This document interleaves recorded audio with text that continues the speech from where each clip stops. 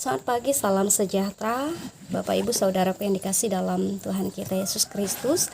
Kembali pada hari ini kita belajar bersama-sama kebenaran firman Tuhan yang diambil dari Ibrani pasal yang ke-7 ayat yang pertama sampai yang ke-10. Namun sebelumnya mari kita berdoa. Ya Allah Bapa kami yang bertata dalam kerajaan sorga, kami naikkan syukur kami kepada Tuhan karena Engkau masih memberikan kami kesempatan untuk boleh belajar bersama kebenaran firman-Mu. Biarlah kuasa Roh Kudus Tuhan boleh menuntun, menguasai hati pemikiran kami, dan kami pun boleh mengerti, memahami, bahkan melakukan firman-Mu di dalam hidup kami. Hamba-Mu yang akan menyampaikan firman-Mu juga diberkati oleh Roh Kudus-Mu. Di dalam nama Tuhan Yesus Kristus kami berdoa. Amin.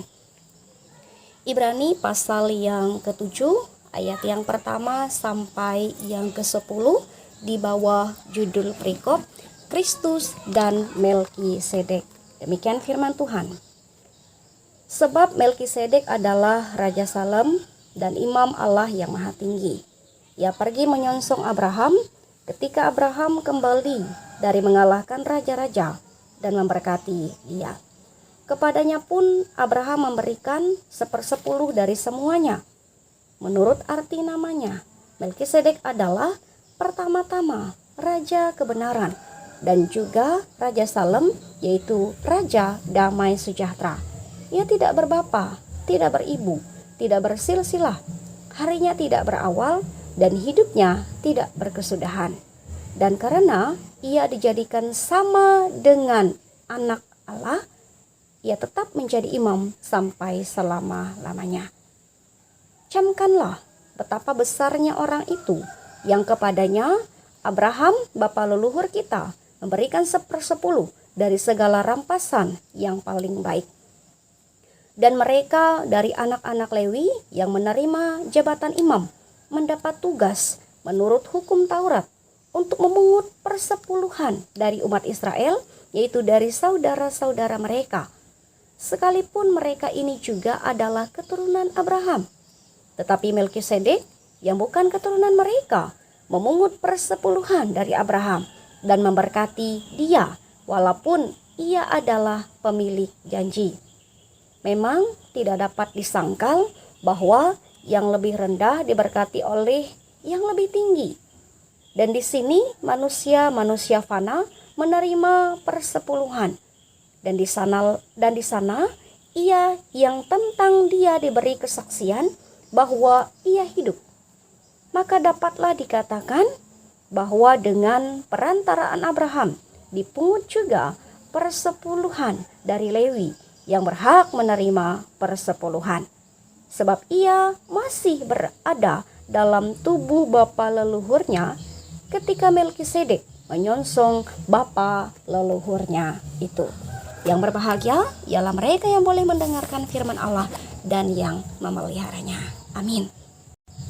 Bapak Ibu Saudaraku yang dikasihi dan diberkati oleh Tuhan kita Yesus Kristus, kitab Ibrani ini ditulis dengan tujuan, yaitu untuk menjelaskan Yesus Kristus itu adalah Mesias, dan bahwa Yesus Kristus itulah penggenapan dari hukum Taurat.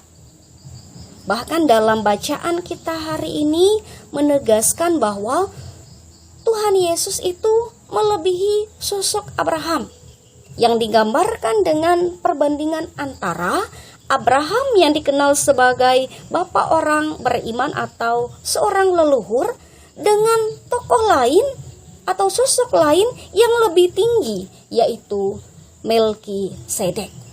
Kalau kita bertanya siapa itu Melkisedek, kita bisa membaca, kita bisa melihat dalam ayat yang pertama sampai yang ketiga.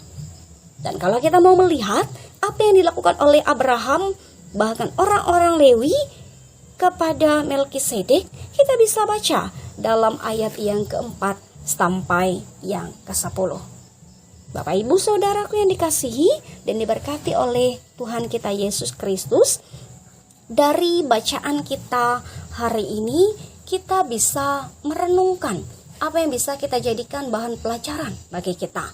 Hal yang pertama yang bisa kita ambil sebagai bahan perenungan untuk kita saat ini ialah untuk kita memiliki sikap dan juga sifat, yaitu saling menghargai.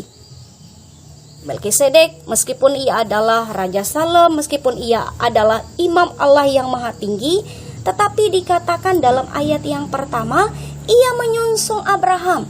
Ia tidak duduk, ia tidak diam, menunggu Abraham yang mendatanginya, melainkan ia datang, ia menyongsong Abraham. Kemudian Abraham pun, ia memberikan 1/10 atau perpuluhan kepada Melkisedek. Artinya, meskipun mereka berdua itu memiliki kedudukan, memiliki jabatan, bahkan mereka adalah orang-orang yang dihormati, tetapi mereka bersedia untuk saling menghargai, bersedia untuk saling merendahkan diri. Karena dengan kita saling menghargai, dengan kita saling tolong-menolong bahkan sekalipun, kita akan mendapatkan kedamaian, kita akan mendapatkan ketenangan. Jadi dari nas firman Tuhan ini diajarkan bagi kita yang pertama, bagaimana untuk kita saling menghargai. Kita menemui berbagai macam orang dalam hidup kita. Ada yang lebih tinggi dari kita, ada yang lebih rendah dari kita. Baik dari kedudukannya, pendidikannya, dan lain sebagainya. Tetapi bagaimana kita tetap menunjukkan sikap saling menghargai. Meskipun kedudukan mereka atau pendidikan mereka lebih rendah daripada kita. Bagaimana kita tetap saling menghargai. Kemudian hal yang kedua, seperti dikatakan bahwa tujuan penulisan kitab Ibrani ini adalah untuk menjelaskan Yesus Kristus itu yang adalah Mesias. Yang artinya bahwa kita diingatkan kembali bahwa Yesus itu adalah benar Mesias. Karena ia adalah Mesias, oleh sebab itu kita semestinya, kita adalah orang-orang atau kita adalah manusia-manusia yang berdosa, kita semestinya tunduk dan setia kepadanya. Ketundukan, ketaatan, dan kesetiaan bisa kita tunjukkan dengan banyak hal. Contohnya, kita taat mendengarkan firman-Nya. Kita tidak menduakan Dia. Ketika kita berada dalam kesesakan, ketika kita berada dalam masalah, kita tidak mencari pertolongan dari ilah-ilah atau dari dunia ini. Melainkan kita mencari pertolongan, kita datang, kita tunduk, kita menyerahkan pergumulan permasalahan, penderitaan kita kepada Yesus Kristus. Oleh sebab itu Bapak Ibu Saudaraku, mari kita tunjukkan bahwa kita adalah murid-muridnya, bahwa kita adalah murid-murid Yesus Kristus dengan cara hidup sesuai dengan kehendak Dia. Hidup sesuai dengan kehendaknya, taat kepada firman-Nya, menjauhi larangannya, tidak menduakan Dia. Itu kita tunjukkan bahwa kita adalah murid-murid Yesus Kristus. Amin untuk firman Tuhan. Baik, kita bersama berdoa bagi jemaat di Olong Hanangan. Mari kita berdoa.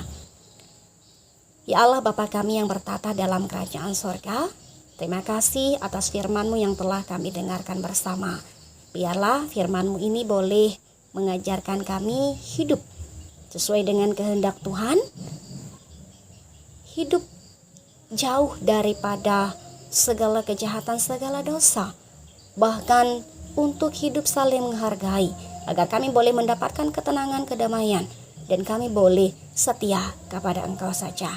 Biarlah firman-Mu yang boleh kami mengerti, kami pahami, boleh kami lakukan, kami terapkan di dalam kehidupan kami.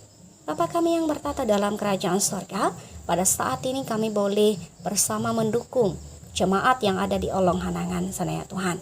Diberkatilah mereka Tuhan, biarlah mereka semakin bersinergi, biarlah mereka semakin memiliki kerinduan untuk bersekutu dengan Tuhan.